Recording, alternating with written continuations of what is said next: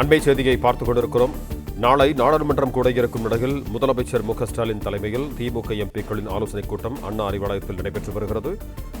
கூடுதல் விவரங்களோடு இணைகிறார் எமது செய்தியாளர் மாணிக்கம். வணக்கம் மாணிக்கம், உங்களிடம் இருக்கும் தகவல்களை சொல்லுங்கள். டெல்லியில் நாடாளுமன்றம் கூடுவதற்கு முன்பாக தமிழ்நாட்டில் திமுகவுடைய எம்பிகள் எவ்வாறு அந்த கூட்டத்தொடரில் பணியாற்ற வேண்டும், எந்தெந்த விவகாரம் குறித்து கேள்விகள் எழுப்ப வேண்டும் உள்ளிட்டவை குறித்தான ஒரு ஆலோசனை கூட்டம் வழக்கமாக அந்த கூட்டத்துக்கு முன்பாக நடத்தப்படும். அந்த வகையில் இன்றைய தினம் திமுகவுடைய எம்பிகள் ஆலோசனை கூட்டம் திமுகவினுடைய தலைவரும் தமிழ்நாடு முதலமைச்சருமான மு.க.ஸ்டாலின் அவருடைய தலைமையில சென்னை தேனாம்பேட்டையில் இருக்கக்கூடிய திமுகவுடைய தலைமை அலுவலகம் அண்ணா அறிவாலயத்தில் நடைபெற்று வருகிறது. இந்த கூட்டத்தில் திமுகவினுடைய மாநிலங்களவை மற்றும் மக்களவை உறுப்பினர்கள் பங்கேற்றிருக்கிறாங்க. இந்த கூட்டத்தில் 3 விஷயங்கள் மிக முக்கியமாக விவாதிக்கப்படுவதற்கான அறிவுறுத்தல்கள் வழங்கப்படும் என்று சொல்லப்பட்டிருக்கிறது. அதில் மும்மொழி கொள்கையை மீண்டும் திணிப்பதற்காக மத்திய அரசு முயற்சிப்பதாக தொடர்ச்சியாக திமுக குற்றம் சாட்டி வரக்கூடிய நிலையில அது தொடர்பான விவகாரங்களை நாடாளுமன்றத்தில் எழுப்ப வேண்டும் எனவும், அதே நேரத்தில் டீலிமிடேஷன் சொல்லக்கூடிய நாடாளுமன்ற தொகுதி மறுசீரமைப்பு காரணமாக மக்கள் தொகை கட்டுப்படுத்திருக்கக்கூடிய தென் மாநிலங்கள் பாதிக்கப்படக்கூடிய வாய்ப்பு இருப்பதாக முதலமைச்சர் ஏற்கனவே அறிவித்து அதற்கான அனைத்து கட்சி கூட்டத்தை நடத்தியிருக்கிறார். அதன் அடிப்படையில் இந்த விவகாரம் குறித்து மத்திய அரசு எந்த அடிப்படையில் தொகுதி மறுசீரமைப்பு செய்யப்படும் என்றதை தெளிவுபடுத்த வேண்டும் என நாடாளுமன்றத்தில் அதற்கான விவாதங்களை எழுப்ப வேண்டும், அதற்கான கேள்விகளை கேட்க வேண்டும் என திமுக எம்பிகளுக்கு முதலமைச்சர் அறிவுறுத்தல் வழங்குவார் என்ற ஒரு தகவல் சொல்லப்பட்டிருக்கிறது. அதே போன்று மத்திய அரசு நிதி பகிர்வு கொடுப்பதில் காலதாமதமும் சில நிதிகளை தராமலும் இருப்பதை சுட்டிக்காட்டி அது குறித்தான விவாதங்களையும் அது குறித்தான கேள்விகளையும் நாடாளுமன்றத்தில் எழுப்ப வேண்டும் என்ற அறிவுறுத்தலையும் முதலமைச்சர் வழங்குவார் என சொல்லப்படுகிறது. குறிப்பாக மும்மொழி கொள்கையை ஏற்றுக்கொண்டால் மட்டுமே கல்வி சார்ந்த நிதியை தர முடியும் என அண்மையில் மத்திய கல்வி அமைச்சர் தர்மேந்திர பிரதான் தெரிவித்து அது பெரிய விவகாரமாக இருக்கக்கூடிய சூழல்ல அது தொடர்பாகவும் நாடாளுமன்றத்தில் கேள்வி எழுப்ப வேண்டும்.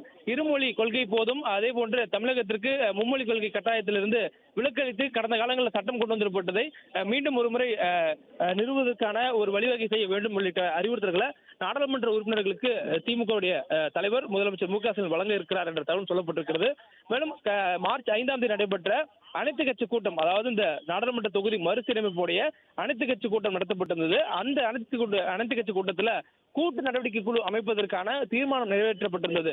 தென் மாநிலங்களில் தமிழ்நாடு மட்டும் இல்லாம மற்ற மாநிலங்களிலும் மேற்கு வங்கம், ஒடிசா போன்ற மக்கள் தொகையை கட்டுப்படுத்தக்கூடிய மற்ற மாநிலங்களும் இந்த தொகுதி மறுசீரமைப்பால் பாதிக்கப்படக்கூடிய வாய்ப்பு இருப்பதனால மற்ற மாநிலத்தில் இருக்கக்கூடிய கட்சிகளையும் அந்த எம்பிகளையும் ஒருங்கிணைத்து இந்த கூட்டு நடவடிக்கை குழுல பங்காற்றும் வகையிலையும் அதே நேரத்தில் தொகுதி மறுசீரமைப்பில் பாதிக்கப்படாமல் நடவடிக்கை எடுப்பதற்கான ஒரு கூட்டு நடவடிக்கை குழுவாக செயல்படுவதற்கும் அறிவுறுத்தல் வழங்கப்பட இருக்கிறது. அது தொடர்பாக அந்த மற்ற மாநிலங்களுடைய எம்பிகளை ஒருங்கிணைப்பதற்கு தமிழக எம்பிகள், தமிழ்நாட்டில் இருக்கக்கூடிய திமுக எம்பிகளுக்கு இந்த அறிவுறுத்தல் கொடுக்கப்பட இருப்பதாகவும் சொல்லப்பட்டிருக்கிறது.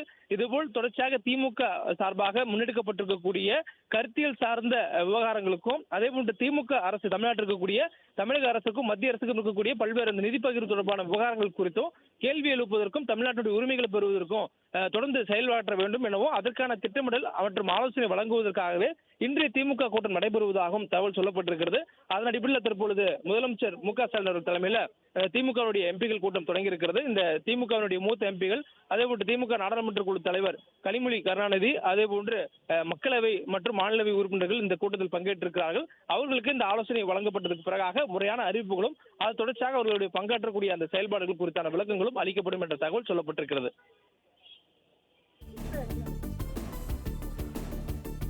நன்றி மாணிக்கம், உங்க தகவல்களுக்கு.